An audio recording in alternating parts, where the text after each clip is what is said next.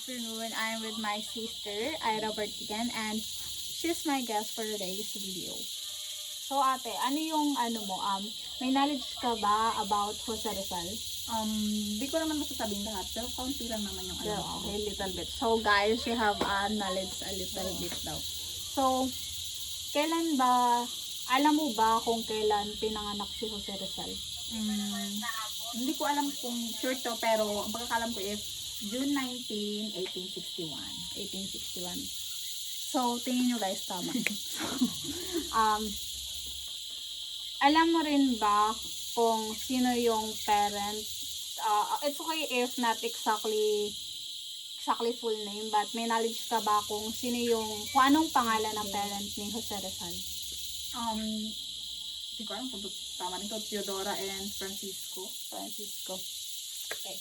And saan ba pinanganak si Jose Rizal? Ay, ito alam ko yan. Calamba, Laguna. Calamba, Laguna. Then, anong taon namatay si Jose Rizal? December 30, 1896. 1896. Then,